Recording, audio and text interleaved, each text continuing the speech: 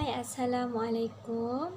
Okey, minggu ni kita masih akan meneruskan pembelajaran dalam bentuk video.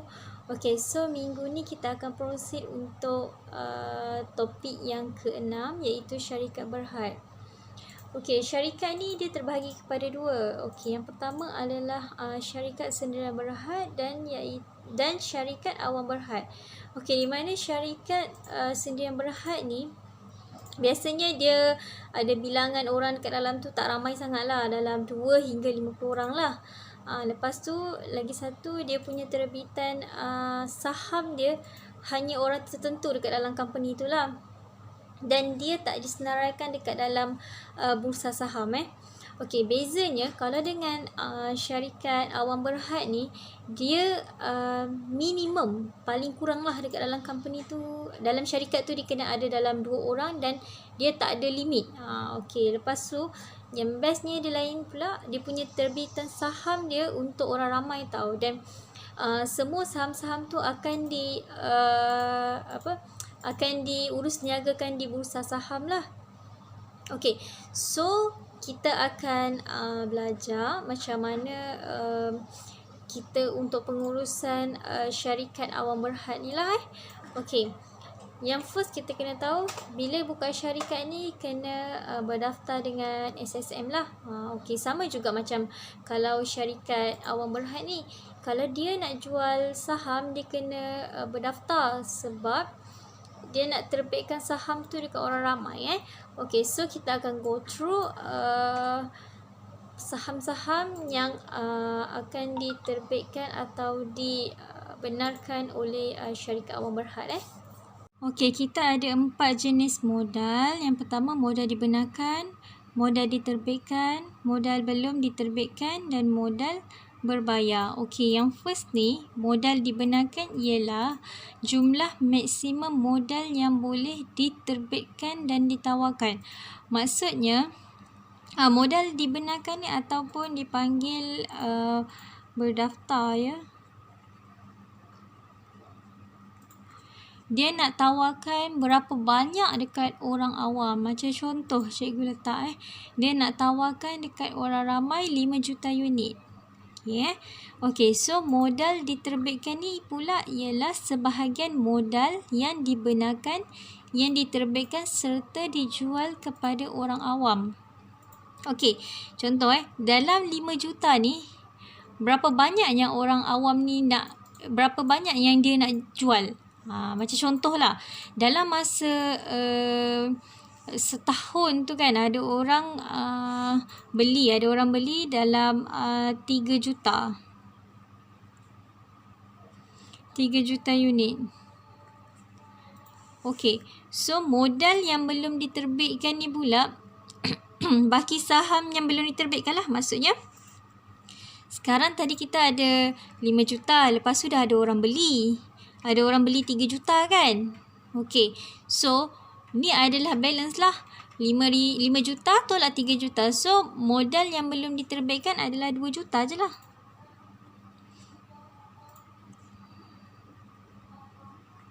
Okey, modal berbayar ni pula selalunya dia akan refer pada modal yang diterbitkan. Dia akan refer pada modal yang diterbitkan. Macam contoh, sekiranya orang ni beli dengan 3 juta unit, so dia bayar 3 juta unit dengan harga berapa. So dia nak bayar berapa. Okey, so kita akan go through untuk soalan ni. Okey, ini adalah contoh soalan untuk syarikat berhad. Okey, dia cakap modal. Okey, sebelum kita baca soalan ni, kita tengok dulu apa yang dia nak. Okey, anda dikehendaki menghitung modal dibenarkan dengan modal berbayar. Okey, kita buat yang first dulu. Okey, so kita refer pada soalan.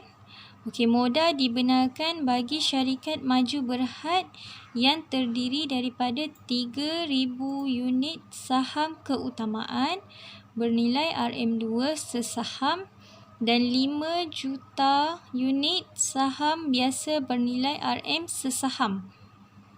Okey, pada hujung tahun syarikat telah menerbitkan sebanyak 2 juta unit 8% saham keutamaan dan separuh saham biasa pada nilai par.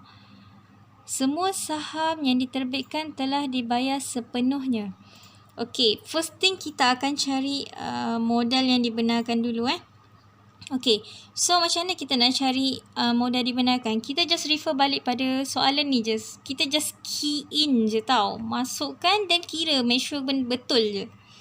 Okey tengok balik dia cakap syarikat Maju Berhad terdiri daripada 3 juta. 3 juta ya. 3 juta unit saham keutamaan bernilai RM2 sesaham. Dan 5 juta unit sesaham. Unit saham biasa bernilai RM1 sesaham. Okey, so macam cikgu cakap tadi, modal yang dibenarkan adalah modal yang berdaftar. Berdaftar yang dia nak keluarkan berapa. So company ni dia ada 2 saham yang dia keluarkan, iaitu saham keutamaan dengan saham biasa. Okey, so cara pengiraan dia. Okey, kita buat dulu untuk modal dibenarkan Cikgu buat sebelah ni je. Okey. Modal dibenarkan. Okey, so sekarang dia cakap dia ada saham keutamaan dan saham biasa. So kita kena buat 2 lah. Saham keutamaan sama dengan 3 juta unit. Dia RM RM2 kan. So kita boleh buat macam ni Alliance RM2. So 3 juta darab 2, so dapat 6 juta lah kan. 6 juta unit.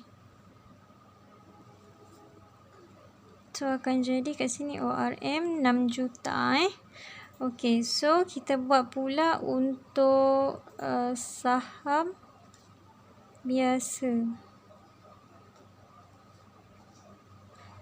Okey, saham biasa dia cakap 5 juta unit saham biasa dengan harga RM1. So 5 juta unit dengan harga RM1.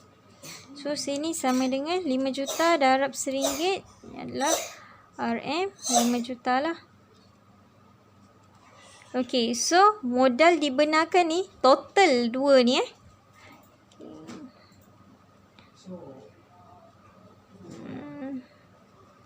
6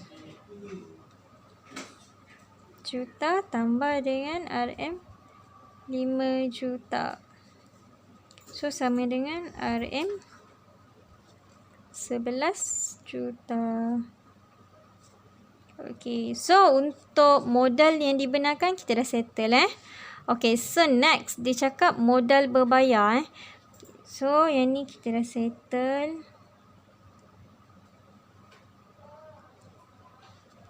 Kita buat untuk modal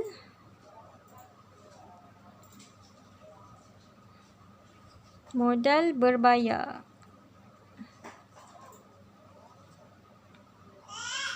Okey, macam cikgu cakap tadi, selalu modal berbayar ni kita akan refer pada berapa modal yang diterbitkan. Macam contoh orang tu beli 2 juta, so dia dah bayar lah 2 juta tu. So kita just record macam mana. So okay, so sekarang ni kita tengok kat soalan dia cakap, pada hujung tahun syarikat telah menerbitkan sebanyak 2 juta saham keutamaan.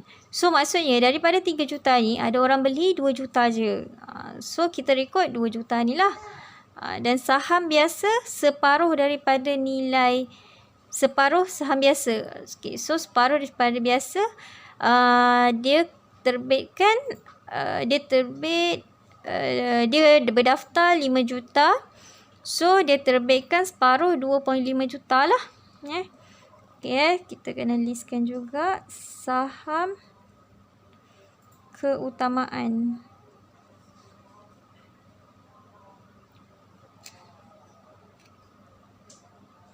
RM2 juta. Okay, RM2 juta. Darabkan dengan, okay, RM2 juta ni kita kena darabkan dengan 2 juta unit. Dia cakap pada nilai par ya. So nilai par dia kita kena refer balik pada atas ni. So RM RM2. So samalah dengan 4 juta. RM4 juta. Okey. Lepas tu kita buat pula untuk saham biasa. Okey, dia cakap separuh saham biasa Okey, nilai par ni sebenarnya refer pada satu unit saham tu berapalah. Sama je, RM1 sesaham ataupun RM2 sesaham. Nilai par ni sama je, kita refer pada ni balik. So, yang ni separuh saham biasa 5 juta. So, 2.5 lah.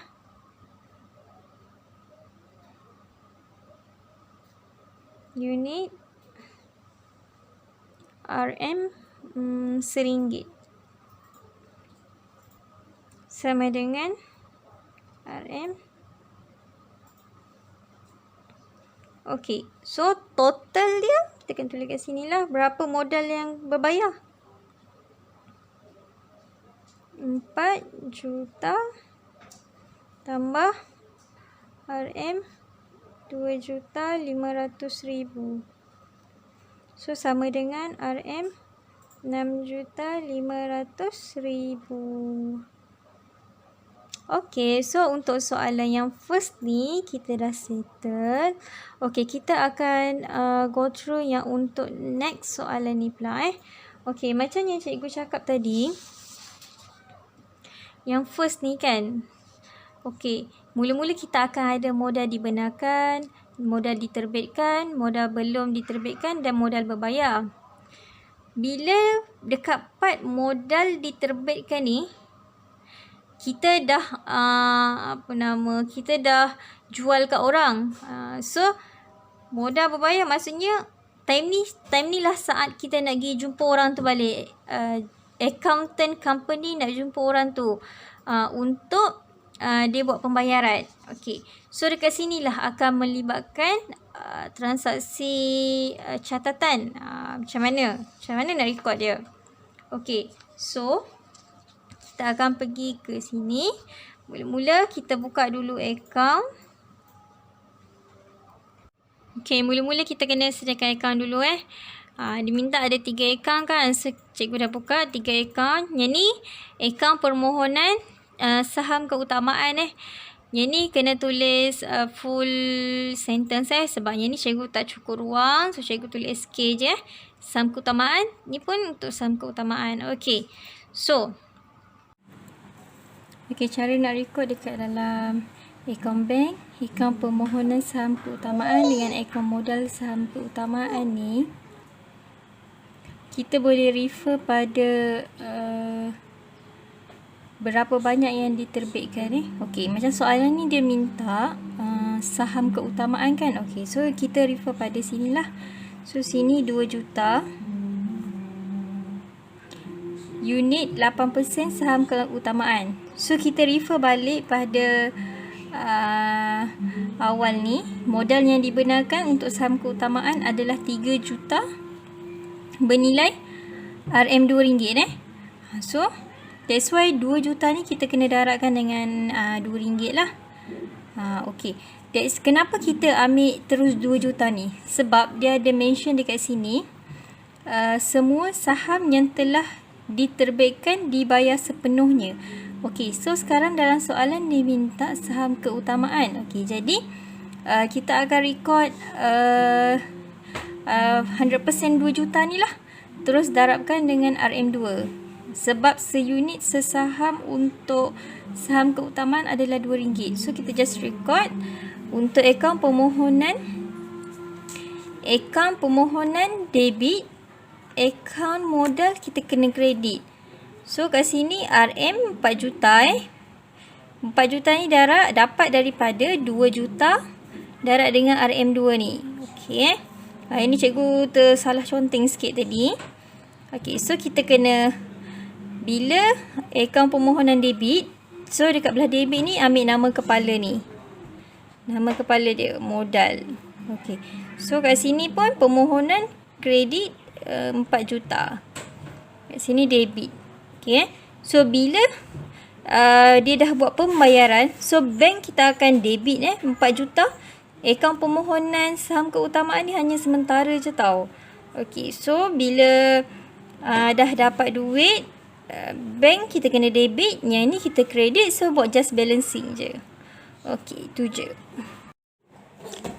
Okey, so ni cara nak record pembayaran saham ya. Okey, so nanti untuk next class kita akan proceed lagi untuk dividen So nanti cikgu akan tinggalkan beberapa latihan untuk kamu buatlah ya. Okey, terima kasih semua.